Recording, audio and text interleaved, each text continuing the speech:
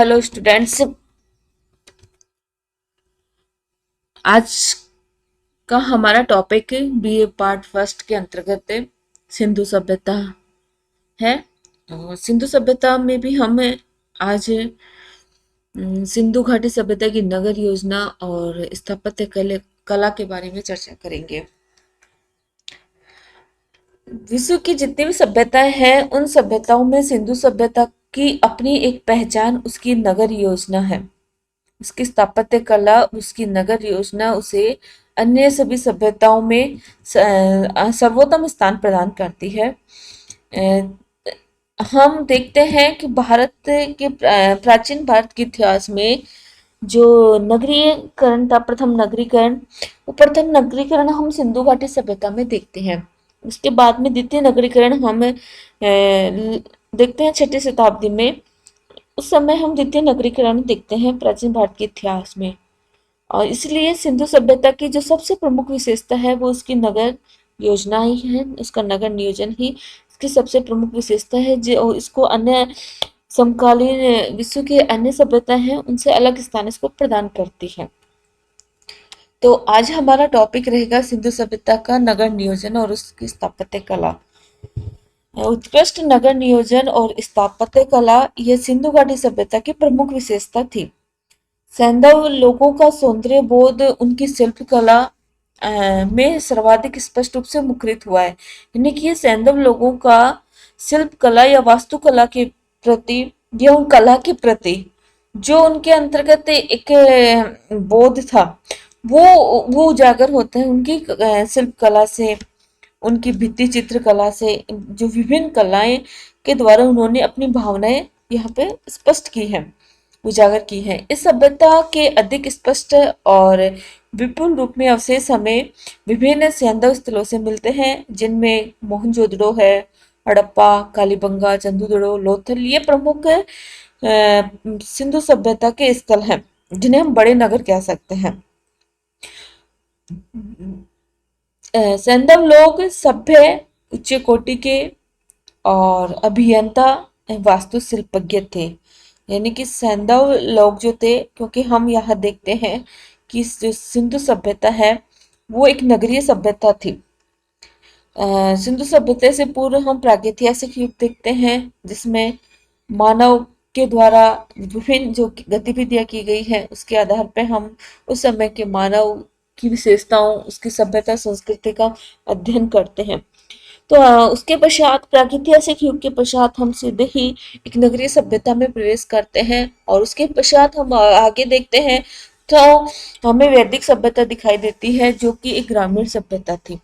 तो यहाँ हम बात करें, जो सैंधव लोग थे वो मतलब एक उच्च कोटि के इंजीनियर थे और वास्तुकला से परिचित थे वो, क्योंकि हम जो सैंधव सभ्यता में जैसे हड़प्पा है, मोहनजोदड़ो में विभिन्न हमें सार्वजनिक जो भवन मिले हैं, अनागार मिले हैं, स्नानागार मिले हैं, तो इनको देखने से यह पता चलता है कि उस वक्त का जो मानव था वो वास्तुशिल्प कला की दृष्टि से निपुण था, एक कुशल इंजीनियर था वो। जो जल निकास प्रणाली है जो कि सिंधु सभ्यता को अन्य सभ्यताओं से पृथक करती है, एक जल निकास प्रणाली सिंधु सभ्यता की जो एक प्रमुख विशेषता मानी जाती है, उसमें हम देखते हैं कि आज आधुनिक समय में भी हम अगर हम अपना सीवरेज सिस्टम देखें, जल निकास प्रणाली देखें, तो आज भी वो फैल है। उस समय की जल निकास प्रणाली से अगर हम तुलना करें तो यह भी अपने आप में एक अनुपम उदाहरण है जो सिंधु सभ्यता को अन्य सभ्यताओं से पृथक करता है। प्रमुख नगरों का निर्माण और उनकी नियोजित जो प्लानिंग थी उसके आधार पर किया जाता था। नगर जो थे वो शतरंज जो होता है, चौसर होता है, उसके समान स्ट्रक्चर होता था। सैंधव जन ने अपने नगरों के निर्माण में शतरंज पद्धति है जिसको चेस बोर्ड कहते हैं, वो फॉर्मेट उन्होंने अपनाया था, जिसमें सड़कें सीधी होती थी और नगर सामान्य रूप से चौकोर होता था। यानी कि सड़कें जो थी वो एक दूसरे को समकोण पे काटती थी। सड़कें उत्तर पूर्व दक्षिण दिशा चारों दिशाओं में सड़कें जाती थी और एक दूसरे को समकोण पे वो काटती थी। इसलिए जो नगर की जो योजना हमें दिखाई देती है, सिंधु सभ्यता के जो प्रमुख नगर हैं उनकी योजना हमें चेस बोर्ड के आकार की दिखाई देती है। सड़कें बिछाने की समस्या मकानों के निर्माण से पहले ही हल कर दी जाती थी। मुख्य मार्ग उत्तर से दक्षिण जाता था, दूसरा मार्ग पूर्व से पश्चिम जो से समकोण पे काटता था। मोहनजोदड़ो में राजपथ की चौड़ाई 10 मीटर थी, सड़कें कच्ची होती थी, महत्वपूर्ण स्थलों का विभाजन था, पश्चिमी भाग में गढ़ी होती थी, गढ़ी और पूर्वी भाग में निम्न शहर होता था। यानी कि प्रत्येक नगर था वो दो भागों में यह विभाजित था। एक नगर जो था वो गढ़ी क्षेत्र या जिसको दुर्ग क्षेत्र बोलते हैं, दूसरा नगर जो था वो निम्न क्षेत्र यानी नगर होता था। तो जो दुर्ग क्षेत्र होता था वो पूर्वी दिशा में होता था, सॉरी पश्चिमी, जो नगर क्षेत्र होता था वो पूर्वी दिशा में होता था, जो गढ़ी या दुर्ग जो क्षेत्र होता था वो पश्चिमी दिशा में होता था, शहर जो पश्चिमी दिशा में होता था।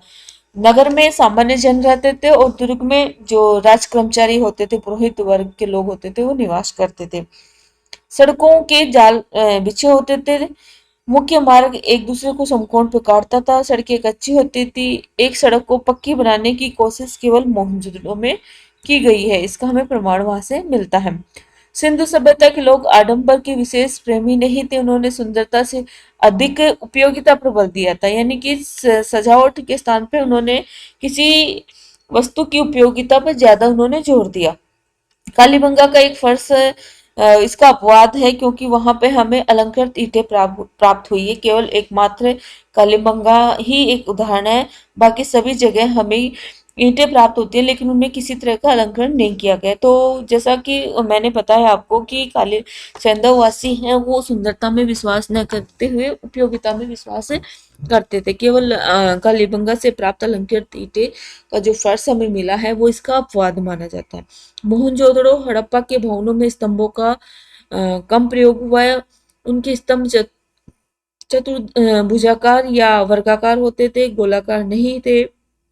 कालीबंगा और हड़प्पा में गढ़ी निचले नगर के बीच खाली जगह होती थी। ऐसा ही मोहनजोदड़ो, गनेरीवाला, बहावलपुर, हड़प्पा, पंजाब, धोलावीरा, राखीगढ़ी में भी देखने को मिलता है। सिंधु सभ्यता के क्षेत्र विस्तार को ध्यान में रखते हुए जेपी जोशी ने सिंधु सभ्यता के क्षेत्र को आर्थिक क्षेत्रों को 3 आर्थिक क्षेत्र या केंद्र निर्धारित किए हैं। पहला है मनसा क्षेत्र बठिंडा, दूसरा है बहावलपुर क्षेत्र और तीसरा है कच्छ क्षेत्र गुजरात।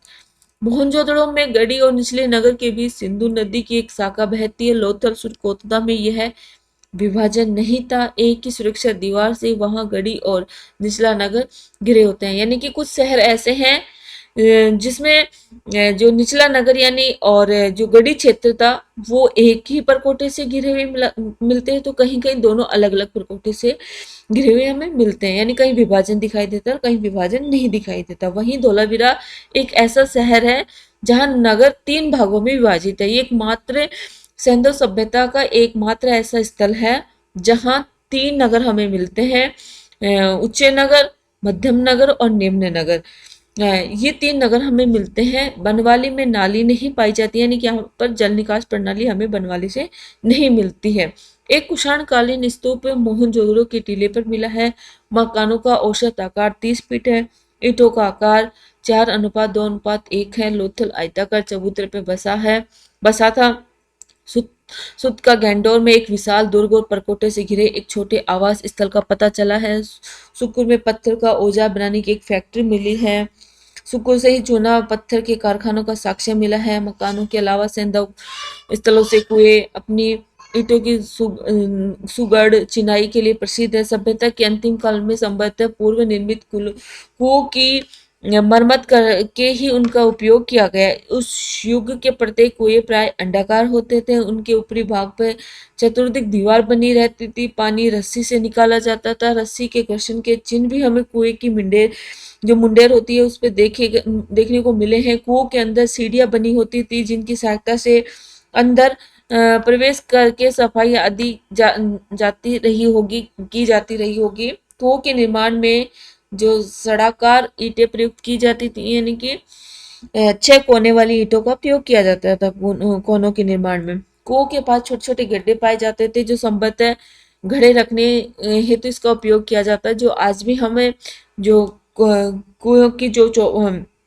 जो चबूतरा होता है, कुएं की जो पाल होती है उसमें हमें देखने को मिलता है। आज भी वो एग्जाम्पल हमारे सामने जीता जागता है। इसके अलावा कुछ स्थापत्य कला के और उदाहरण हैं जो विभिन्न स्थलों से हमें प्राप्त हैं, जिनमें जैसे सार्वजनिक भवन है, हड़प्पा, मोहनजोदड़ो, कालीबंगा, लोथल आदि में हमें दुर्ग या प्राचीर के अवशेष पाए गए हैं। शहर दुर्गीकृत थे, सुरक्षा की दृष्टि से चारों तरफ दीवार से या प्राचीर से घिरे हुए थे। रावी नदी के निकट हड़प्पा के अवशेष पाए गए हैं। हड़प्पा का पश्चिमी टीला गढ़ी है, पूर्वी टीला निचला नगर था। गढ़ी आकार में लगभग समानांतर चतुर्भुज है जो उत्तर से दक्षिण में 420 मीटर, पूर्व से पश्चिम में 196 मीटर है। इसकी सर्वाधिक ऊंचाई लगभग 12 से 15 मीटर के बीच है। इसके निर्माण में मिट्टी कच्ची ईंटों का प्रयोग हुआ है।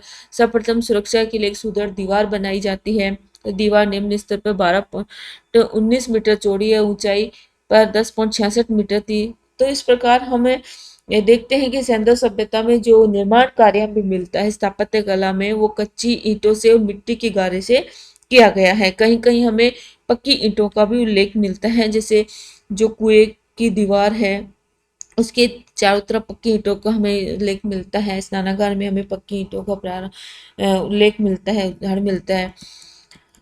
इसके हमें अगला जो हम देखें इसमें भंडारण व्यवस्था का देखें, जिसको हम अनागार भी कहते हैं। ये हड़प्पा की एक महत्वपूर्ण इमारत है जिसे विद्वानों ने अनागार की संज्ञा भी दी है। ये परिमाप में बड़ी है, यानी कि जितने भी अभी तक सिंधु सभ्यता के जितने भी स्थल मिले हैं उनमें अगर आकार की दृष्टि से देखें तो सबसे बड़ा सार्वजनिक स्थान, सार्वजनिक जो भवन है वो अनागार मिला है। इस विशाल अनागार का निर्माण 6 खंडों में हुआ है और ऐसे कई 12 खंड है जो 6-6 की पंक्तियों में कमरे यहाँ पर प्राप्त हुए हैं। इन दो पंक्तियों के मध्य 7 मीटर की दूरी है। प्रत्येक खंड का क्षेत्रफल लगभग 15.24 मल्टीप्लाई 6.10 मीटर है। इन भंडार गृहों का प्रमुख प्रवेश द्वार रावी नदी की ओर खुलता था। नदी मार्ग से भंडारों में संग्रहित किया जाने वाला अनाज आता जाता रहता है, यानी कि ये जो अनागार था इसका प्रयोग अनाज संग्रह करने के लिए किया जाता था, क्योंकि बंदरगाह से जो अनाज आता था उस अनाज को यहाँ संग्रहित किया जाता था, यहाँ से उसको आबादी क्षेत्र में पहुंचाया जाता था। इस प्रकार यहाँ अनाज आता जाता रहता था। उक्त भंडारों के तल तक पहुंचने हेतु एक ढाल युक्त मार्ग बनाया हुआ था। ऐसे भंडारों में रखी जाने वाली सामग्री से निकालने एवं पहुंचाने में सुगमता की दृष्टि से किया जाता था। भंडारों के फर्श में लकड़ी के सहती का प्रयोग किया गया है। इनके फर्श में दरारों में पाया गया गेहूं और जौ का भूसा यह सिद्ध करता है कि इनका उपयोग अनाज को सुरक्षित रखने हेतु किया जाता था। हड़प्पा का एक विशाल भंडार 168 मीटर लंबा, 134 फीट चौड़ा है। अनागार की छत के लिए लकड़ी की लट्ठों का प्रयोग किया जाता था और 4 फीट ऊंचे भाग चबूतरे पे मोहनजोदड़ो में हड़प्पा के सदस्य नगर के अवशेष हमें मिले हैं। स्नानागार के पश्चिम में पक्की ईंटों से निर्मित यह भवन पूर्व से पश्चिम 45.72 मीटर लंबा, उत्तर से दक्षिण 22.86 मीटर चौड़ा है। संभवतः इसमें 27 खंडीय ब्लॉक थे जिनके मध्य रिक्त स्थान छोड़ा गया है जिसमें वायु का सुगम संचरण होता रहे। इस भवन का मलबा 1950 इसमें व्हीलर ने हटवाया था, इसलिए उन्होंने इसे अनागार की संज्ञा दी थी। जो कि इसका जो ऊपरी भाग है वो यह अनुमान लगाया गया कि वो लकड़ी से बनाया गया था। दीवारें जो थी वो तिरछी बनाई गई थी। उत्तर दिशा में चबूतरे की दीवारें भी तिरछी थी, जैसे समुद्र भारी अन्न यानी बोरे आदि चढ़ाने में वहां जो ढाल इसलिए बनाया गया था कि सुविधा की दृष्टि से भारी जो ये जो बोरे होते थे उन्हें आसानी से ऊपर चढ़ाया जा सके। तो इस प्रकार ये प्रमुख सिंधु सभ्यता की नगर योजना थी और विभिन्न प्राप्त पुरास्थल थे। बाकी अन्य पुरास्थलों की चर्चा हम अगले वीडियो में करेंगे।